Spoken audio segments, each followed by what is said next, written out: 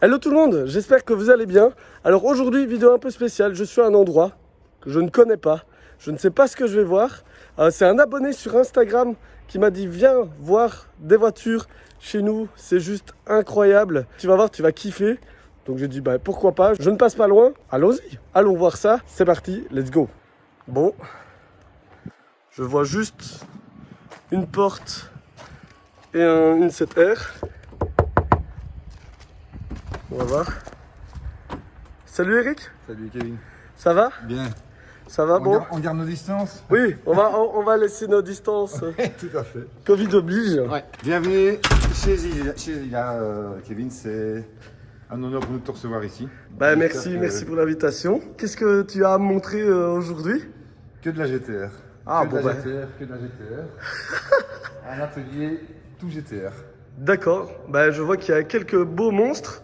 Voilà. Mais j'avoue que déjà je suis intéressé par celle-là qui est sous la bâche. Bon, il est peut-être temps de la dévoiler. Alors c'est la Jessica numéro 1. Donc c'est la première voiture que nous avons restaurée.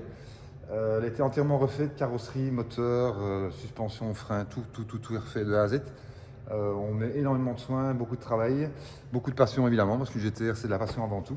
Oui. Et bah, écoute, je te propose de dévoiler le bébé là. Je regarde ça. Ah oui. Voilà la dalle. Ah, elle est superbe. Donc c'est quoi comme modèle ça exactement? Le GTR 33 Oui. de 1996. Oui. Avec un kilométrage assez faible, à que 42 000 km. Oui. Et donc, ben, on a tout refait. Ça veut dire que le moteur était entièrement refait, démonté, désossé, réalisé, planifié.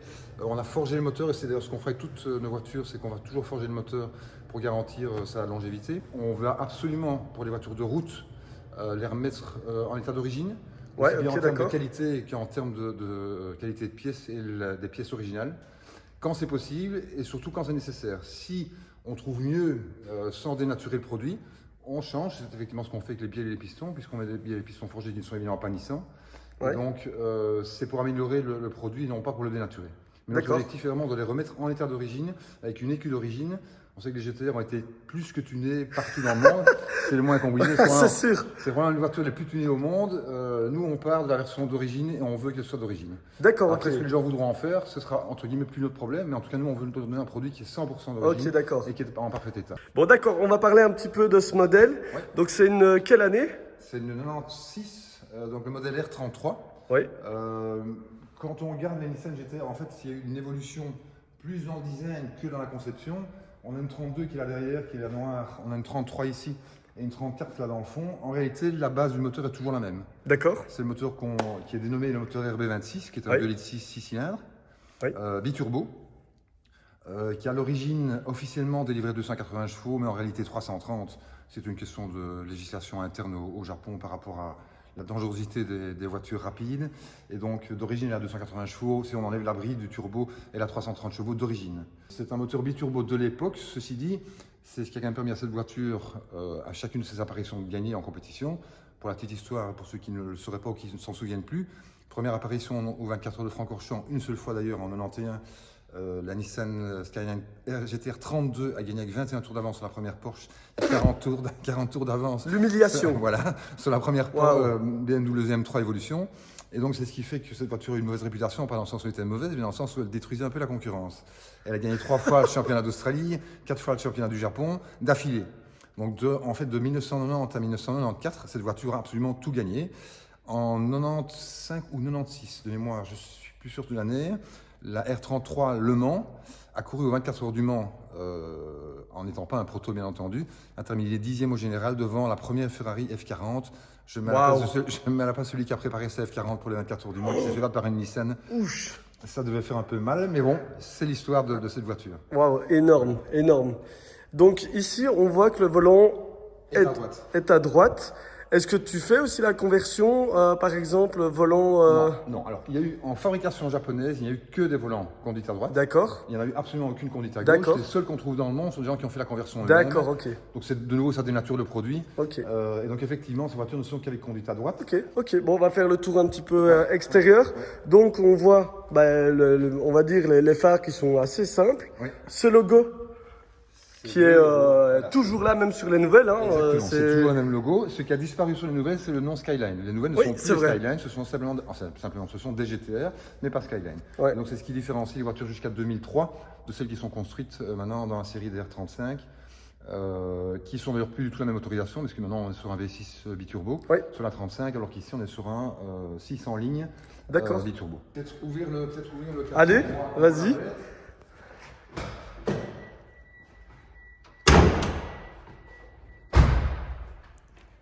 On va voir le cœur de la bête. Voilà, exactement. Donc c'est 280 chevaux, c'est ça? Tout à fait. Ça c'est la version d'origine. Donc dès qu'on enlève la bride du turbo, on arrive à 330 chevaux, qui est sa version vraiment de base du moteur, sans aucune modification. Waouh, c'est joli, hein. Ouais. Le rouge comme ça, ça donne vraiment bien. C'est une signature GTR, ça. Hein. C'est une signature GTR, tout à fait. La Skyline est un beau produit parce qu'en fait, on trouve pas mal de pièces détachées, soit en Angleterre, soit au Japon, soit aux États-Unis, soit en Australie. Mais en tout cas, il y a de la provenance possible. Il y a parfois des délais, mais en majorité, on arrive à s'approvisionner relativement vite.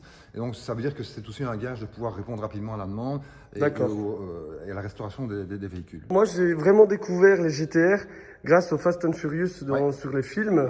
J'imagine que tu les as vus aussi. Bien sûr. Sa renommée grâce au film, hein, franchement. Elle avait déjà une belle renommée, hein, c'est pas ça, mais ça lui a donné vraiment... Une nouvelle jeunesse. Ouais, une nouvelle jeunesse, ça c'est sûr et certain. Moi, je suis je suis plus tout jeune, hein, je suis quand même déjà un petit peu fait longtemps, mais bon, moi je connaissais effectivement les Skyline à l'époque où elles ont couru, en 91 à Francorchamps. Moi, je les avais vus, donc je les connaissais déjà. Effectivement, Fast and Furious, je les ai regardés, hein, parce que le contraire serait dommage. Donc effectivement, ça m'a fait rire quand j'ai vu les Skyline, parce qu'effectivement, c'était revivre des événements des années bien antérieures, avec des gens de génération une à deux fois inférieure à la mienne. Et donc c'était pas mal. Alors effectivement, je pense que la Skyline a eu un grand regain de popularité grâce à Fast and Furious, ça c'est indéniable. Et je pense que depuis ce moment-là, pas les Japonais parce que je le savais bien sûr, mais les gens ont commencé à revérifier ce qui s'était vraiment passé dans l'histoire de la Skyline et se sont dit waouh, ça c'est une vraie caisse. C'est pas une simple réputation, c'est pas entre guillemets une belle voiture japonaise. Cette voiture est en avance sur son temps à l'époque. C'est assez hallucinant quand on regarde toutes les caractéristiques, et j'en parle avec pas mal de gens du métier, des pilotes également. Cette voiture avec sa conception biturbo, ses 4 roues motrices progressives, ses 4 roues directionnelles. Là déjà, elle a déjà 4 roues directionnelles. 4 roues directrices. What? Tu la vends bien en tout cas, ça donne envie de... Mais on n'a pas commencé il y a très longtemps, on a commencé. Oui, c'est vrai, c'est tout nouveau. Hein. Voilà, mais ma passion a grandi avec le temps, et plus je travaille sur ce modèle, et plus on passe des heures, des nuits et des week-ends sur ce type de voiture, plus on est passionné, parce qu'effectivement, c'est une voiture exceptionnelle. Et je crois que moi, avant tout, je suis italien d'origine, donc c'est vrai que j'aime assez bien les Ferrari. J'aime assez bien les Ferrari, mais j'adore les Corvettes aussi. Et finalement, je suis en train de travailler sur des japonaises. Donc voilà, comme quoi le monde de l'automobile, quand c'est de la passion, il n'y a pas de limite, et le plaisir est là. Voilà. C'est top, bon, on va continuer encore le tour. Les jantes. Alors, les jantes. Nismo, la signature Nismo, c'était d'origine? C'est pas d'origine, c'était une option. C'était une option qui était disponible chez Nissan à l'époque. D'accord. Qui est encore disponible d'ailleurs aujourd'hui. C'est des jantes qu'on peut encore acheter au Japon aujourd'hui. Ils appellent ça la version LM. Alors je vois au niveau des freins, est-ce que ça freine vraiment bien une GTR? Alors c'est d'origine avec des freins Brembo. Oui. Bon, effectivement, on a fait mieux aujourd'hui. Hein. À l'époque, on était sur du 4 pistons. Honnêtement, il y a moyen de faire un peu mieux, mais franchement, ça freine déjà très bien. Ça freine beaucoup mieux que pas mal de voitures de route standard. Et à partir du moment où ils ont mis les cuissons Brembo sur les mâchoires de frein, c'est qu'effectivement, il y a eu un accord à l'époque déjà. D'accord. Parce que ces voitures n'ont quand même pas été fabriquées qu'à 500 exemplaires, il y en a eu plus que ça. Et donc, je ne pense pas que Nissan pouvait se permettre de mettre une gamme de freinage avec le logo Brembo qui n'était pas à la hauteur. Oui, la vitesse max de ça, c'est... En théorie, il était limité à 250 à l'heure, comme pas mal de voitures maintenant. Mais sur une version... où on a libéré le turbo, donc à 330 chevaux, 270, 275 km/h. Ouais, quand même, pour l'époque, c'était quand même déjà fameux, hein, vraiment. Tout à fait. Vraiment, waouh. Bon, ben on continue encore. Et alors là, on va regarder peut-être à l'intérieur. Oui, tout à fait. Et là, donc, c'est vraiment comme neuf, quoi. C'est comme neuf. On est sur une partie Alcantara, sur la partie intérieure, qui est similaire à celle des sièges qui sont franchement d'un confort étonnant. On est vraiment très bien assis. On est bien enveloppé. Donc de nouveau, ils ont conçu une version de route, mais où le confort, alors c'est pas une voiture de papy, qu'on s'entende bien. Pour embrayer, il faut un peu pousser quand même. Donc faut voilà, on n'est pas obligé de faire du fitness pour pouvoir rouler avec ce genre de voiture, mais bon voilà, on est quand même sur une conception de voiture qui est une voiture. C'est pas joli ce que je dis, mais une voiture d'homme, c'est-à-dire dans le sens où effectivement il faut avoir envie de la conduire. Au niveau équipement, c'est aussi déjà à l'époque, on a un airco de rétroviseur électrique. Enfin voilà, toutes les jauges nécessaires sont là, contrairement aux voitures qu'on a aujourd'hui. Non, mais c'est vrai que l'intérieur, il est comme neuf. Hein. Vraiment, les sièges, c'est tissu, c'est ça? C'est de l'Alcantara? C'est pas un Alcantara à l'italienne, on va dire, mais c'est quand même un tissu Alcantara. Et c'est extrêmement. C'est peut-être dedans, tu vas voir le confort. Je vais m'asseoir. Oui, tout à fait. Hop. Et hop. Alors, c'est vrai qu'on est vraiment bien calé dedans. Hein. Tout à fait. Tout à fait. Vraiment, je me sens bien. Il y a quand même de la place pour les jambes. Exact. Vraiment, c'est vraiment pas mal du tout. Après, ça fait bizarre de ne pas avoir de volant. Il manque quelque chose. On voit le volant ici, les compteurs. Ouais, et tout ça est remis à neuf. Ouais, tout à fait. Tout à fait. Les jauges. Qui n'est pas d'origine les compteurs blancs, qui sont des compteurs. D'accord. On va terminer par l'arrière. Ouais. Avec la petite signature GTR qui est là. Ouais, tout à fait. Le carbone. C'est d'origine ça? C'est pas d'origine. J'allais dire, ouais. C'est d'origine, c'est une rare option cette voiture-ci.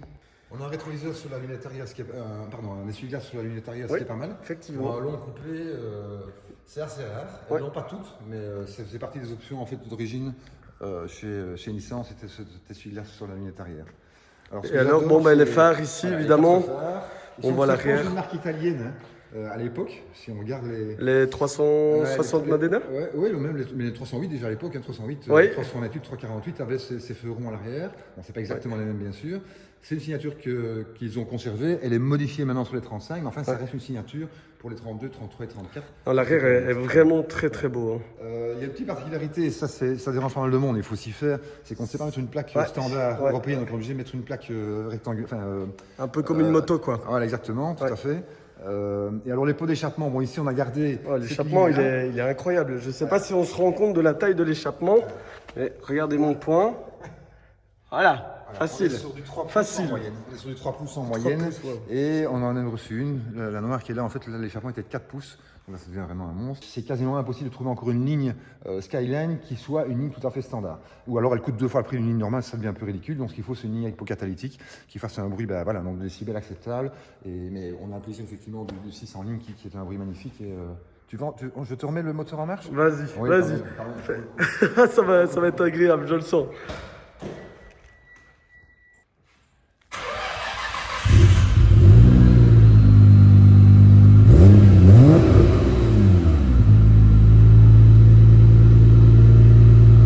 Ça sonne bien, hein.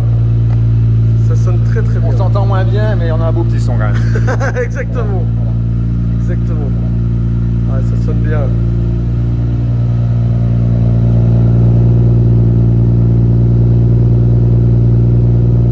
Ça sonne vraiment bien.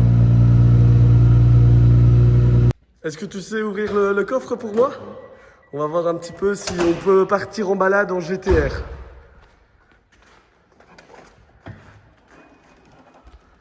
Oui, quand même, hein, il y a un peu de place. On a un vrai coffre. Bon, après, ça reste un coffre de sportive, donc on n'a pas un énorme mal. Bon, voilà, c'est un coffre tout à fait utilisable. C'est pas une grande familiale, même si c'est une vraie 4 places, c'est pas une grande familiale. D'origine, c'était une option, d'origine. Barre anti-rapprochement à l'avant et à l'arrière. C'est interdit ça, non? Parce qu'en Belgique, je pense que la barre anti-rapprochement à l'avant est interdite. Non, en théorie, mais elles ont été homologuées en grosse majorité comme ça. Après, je pense que c'est mieux au contrôle technique d'homologation, en tout cas, de ne pas la mettre. En théorie, ça devrait être homologable parce qu'elles étaient vendues avec, en option, les barres anti-rapprochement avant-arrière. D'accord. C'est une petite option qui coûtait quasiment rien. On a le logo Skyline dessus aussi, hein, donc c'est pas, c'est pas des fausses barres, c'est des vraies d'origine. Après, bon, voilà, il y a différentes marques, mais en tout cas, elle était d'origine disponible chez Nissan, et donc elle était homologable avec les barres anti-rapprochement. Non, mais vraiment, elle est superbe. Elle est superbe. Bon, les amis, j'espère que vous avez aimé le tour de la Nissan GTR R33. Franchement, quelle voiture, elle est magnifique. Si vous voulez une partie 2, tapez sur le pouce bleu. N'hésitez pas à vous abonner. Et à ce moment-là, on va montrer la R32 et la R34 qui va, à mon avis, déménager Donc voilà, j'espère que ça vous a plu et je vous dis à bientôt. Ciao.